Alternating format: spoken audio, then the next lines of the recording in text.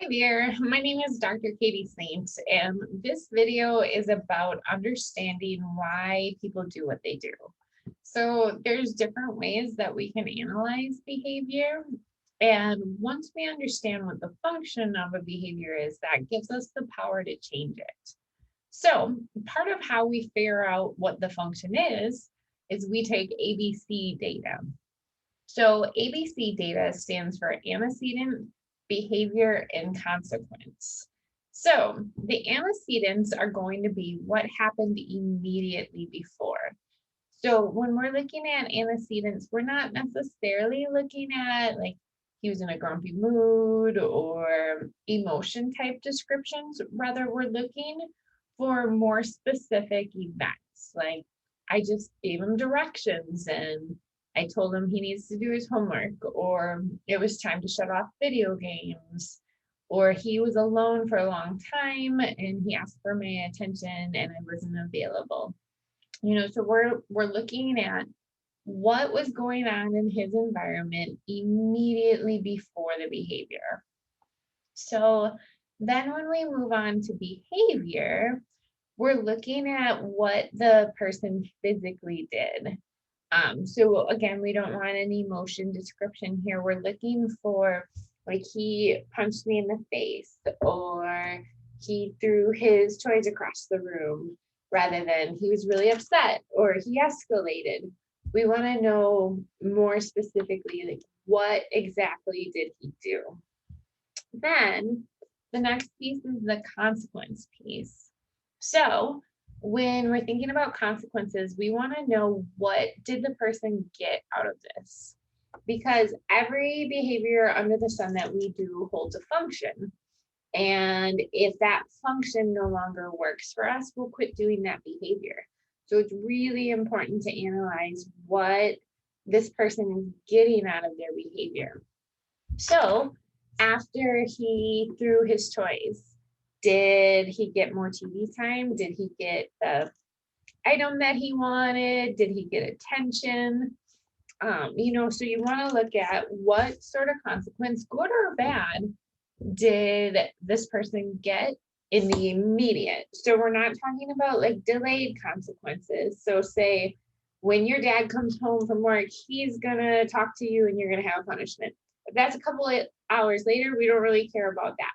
When we're taking ABC data, we want to look at what happened immediately after the problem behavior occurred so we can analyze what sort of function it served in that moment. Delayed consequences can sometimes be ineffective because our brain is just unconscious recording patterns. And so we're going to remember what works in the moment. And that sort of immediate feedback is really going to shape our behaviors. So that's where if we understand the function of a behavior and we can block that function, that's going to help that behavior go away. Then we're going to look for replacement behaviors that serve the same function that are more appropriate. And then we're going to make sure those behaviors are really effective. That way, the person is getting that need met in a way that's not going to cause problems for them. So we're going to go over a few scenarios and talk about what the ABC data would be in those given scenarios. So first scenario, Susan hit Fred after she takes the book he is looking at. What is the antecedent there? So in this situation, Fred took the book from Susan. So the antecedent was that Fred took the book. The behavior would have been that he physically hit him. And so in this scenario, they don't tell us what the consequence was. If Fred gives the book back, we don't know. We don't know what plays out after this. But we do know the antecedent was that Fred took the book. So that's what triggered it. So the behavior wasn't that they were upset or angry. The behavior was that Susan hit Fred. Okay, let's look at the next one. Mary starts to interrupt her father by screaming when he is talking on the phone. So when we're looking at this scenario, the antecedent would be that her father is talking on the phone. So this person's not getting attention. The father's giving attention to the person on the phone. And then Mary starts screaming. So the behavior here would be Mary screaming, and the antecedent would be that the father is talking on the phone. So again, we don't know if it worked or not. I'm assuming in this scenario that the function would be attention seeking, but we don't know if Mary's father ignored her or if he scolded her. Because remember, even scolding can count for attention if someone's seeking attention seeking behavior. So we don't know, but we do know the antecedent was him talking on the phone. All right, next one. Randy throws his vegetable at his mother after she puts them on his plate. So in this situation, the antecedent would be that his mother put vegetables on his plate. The behavior is not that he was upset. The behavior was that he threw the vegetables at his mother. So if this was effective, if the mother was like, okay, you don't have to eat that, then he's going to keep engaging in that behavior. That behavior will continue to happen because it was effective. Noah screams when he sees the playground on the way to the doctor's office.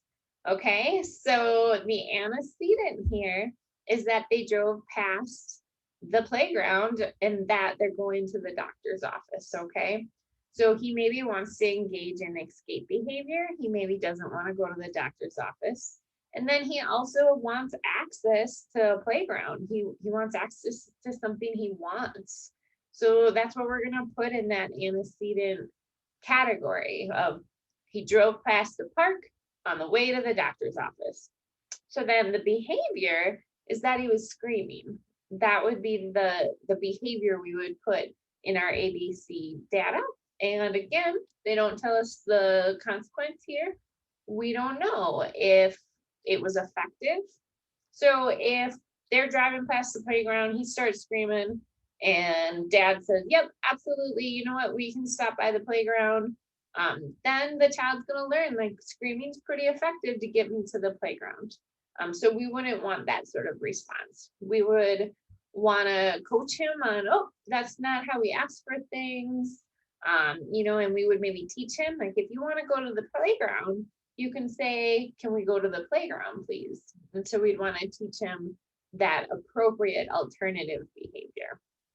So now we are going to go into functions of behavior, because when we are taking ABC data, what we're doing is we're trying to figure out what the function is. So when we get good at tracking the antecedents, that can tell us what our triggers are.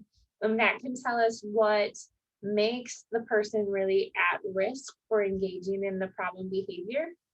And so then the consequence is going to tell us what function it serves. So why did the person do that? So all behaviors under the sun fall under 4 functions of behavior. So this is a really cool thing about science and research.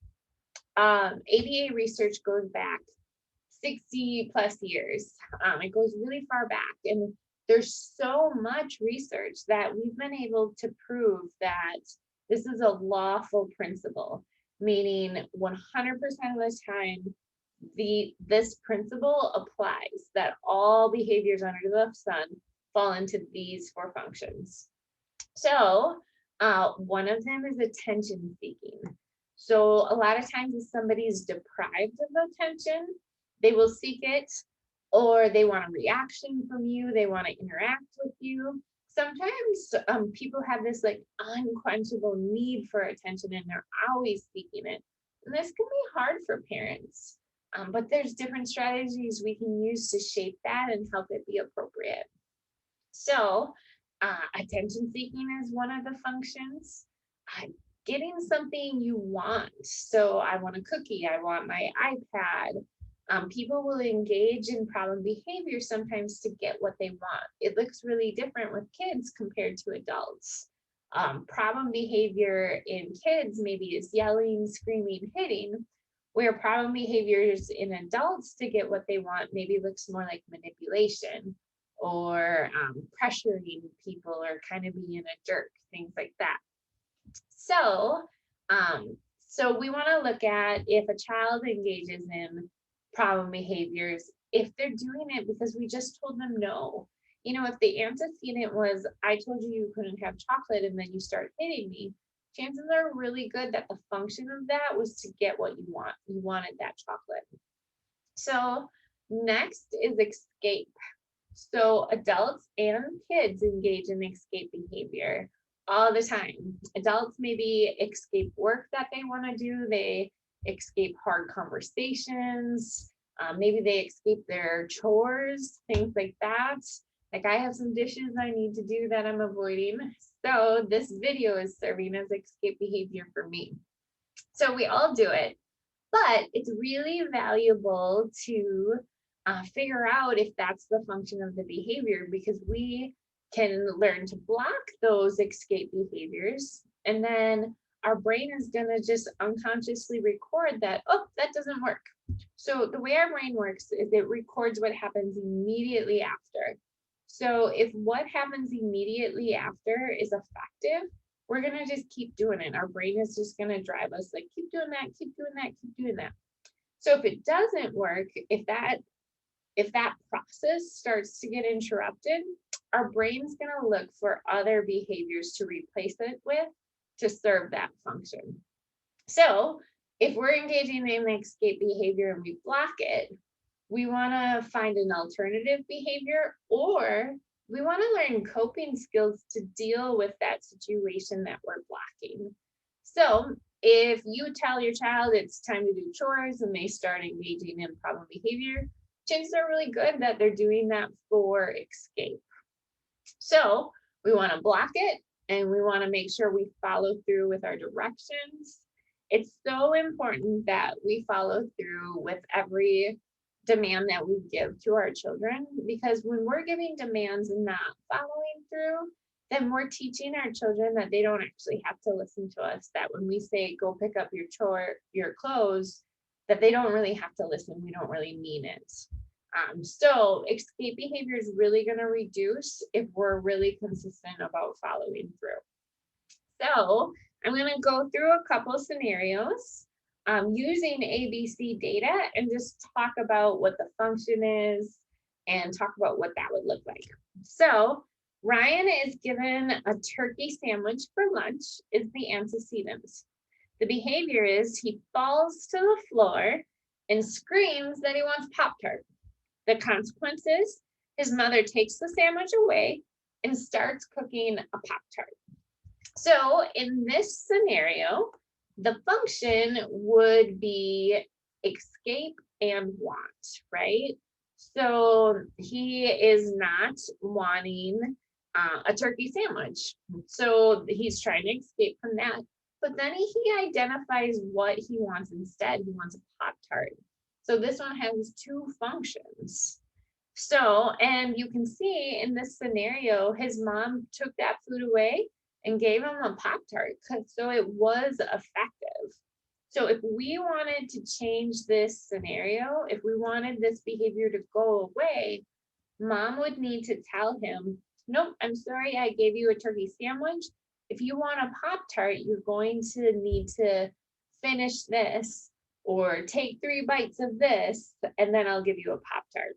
So mom would need to identify a behavior that she thinks is appropriate, that is good, in order for him to earn the Pop-Tart. Otherwise, he's going to learn that my problem behavior is what got me the Pop-Tart, and then he's going to keep engaging in that problem behavior. So next scenario, Ryan gets in the car to drive to school is the antecedent. The behavior is Ryan starts to flap his hands. The consequences, his mother turns on the radio to his favorite station. So in this scenario, it could be a couple of things. Flapping his hands could be automatic reinforcement. So what automatic reinforcement is when we do things because it feels good. So maybe you rock, maybe you sing along to the music, maybe you pick at your nails, or we do all sorts of stimming behavior. And it's just something we do to relax ourselves. Sometimes we don't even realize we're doing it. So that could be part of why he was flapping. But you could see here the consequence of this behavior was that mom turned on the radio. So it's also possible that he learned when I flap my hands, my mom turns on the radio to my favorite station. So the function could also be to get something he wants. So when we take ABC data and we look at the patterns for the consequences, if we see that when he flaps his hands, a lot of times he gets something, that's going to tell us that he's learned flapping his hands is effective for getting things that he wants. And so if we want to shape that behavior, we would coach him and we would say, hey, if you want the radio turned on, you can just say, can you turn on the radio, please? And so we would want to shape this behavior because using his words would be more effective than flapping his hands. Not everybody is going to know that flapping his hands means that he wants something, or even sometimes people won't know what he wants. So we would want to shape using communication instead because this would be more effective for him. So the next scenario is Ryan's mother tells him to clean his room. That's the antecedent. The behavior is he cries and whines and tells his mom he does not want to. The consequence is that his mom gives him a hug, tells him not to cry, talks to him about the importance of cleaning his room. Okay, so this is a loving mom. This is a supportive response, but the function of this behavior could be attention seeking. He potentially has learned that when I cry, I get lots of attention from my mom. I get hugs, I get encouragement. And so he maybe engages in this behavior to get that response. So, what we would want to do here as well is just in case the behavior is also escape, that he's just trying to get out of cleaning his room, we would want to make sure that he follows through with cleaning his room. And then we would want mom to give that affection and the hugs and all of that kind of stuff before or after the problem behavior. And by after, I mean like there's a good behavior in between, because his brain is going to record if every time I cry, if every time I whine and resist what my mom tells me, she's affectionate to me and she gives me hugs and kisses. This is how I get hugs and kisses, right? So we want him to learn he can ask for hugs and kisses. He can get hugs and kisses for safe behavior or pro-social behavior. This is going to help him in relationships when he gets older, if we shape this behavior as well. So it's okay to validate and say, oh, I know you hate cleaning your room. I know it's no fun, but I'm sorry, bud. You're gonna have to do this. And when we're done, let's hang out. We'll do something fun together. And we can give that affection and that support after. So, last scenario. Ryan's mother tells him to do his homework. Ryan runs away to his bedroom. His mother tells him to stay up there because he's being quiet. So, I think we've all been there as parents where we're just sick of taking on the battles. We're sick of taking on the arguments and the fights. And so they're being quiet and they're not getting into trouble. Sometimes it's just easier to just let him be and let him hang up in his room, right? But sometimes when we do that, we accidentally create problem escape behavior, right? So we need to make sure that when we're giving demands, that we're in a place mentally that we have enough energy to follow through with that demand. Because if we don't, we're teaching our kids that escape is okay. And we're teaching our kids they can just run away from us and hide in their room. and that disobedience is allowed and acceptable and effective. So to compensate with any of these problem behaviors, it's so important to reinforce the pro-social behaviors. So one of those lawful principles of behavior is that if a behavior doesn't get reinforced enough, it'll go away. And so this is great to know about problem behaviors where, okay, we're just not going to reinforce it. We're going to make it ineffective. But this is really, really good to think of for behaviors we want to see more of. So when your child is helpful, when your child is sweet, when your child is listening good, we want to praise that. We want to reinforce that. We want to give them extra anything they like, because the more we reinforce that, the more we're going to see of it. So paying attention to these patterns are going to be really helpful as parents when we're more mindful of what the function of the behavior is and if we're reinforcing it or not. This can do wonders to transform the problem behaviors in our home.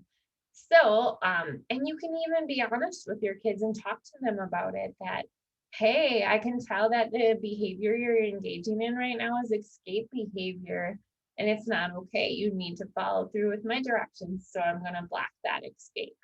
You can have those honest conversations so they know what's going on too.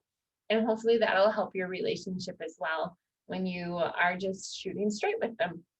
All right. So thank you for listening to this video. There's also an ABC data sheet that can be sent to you if you're interested. So you can just email me at ksaint@foxvalleyautism.com. All right. Thank you so much. I hope you have a great day.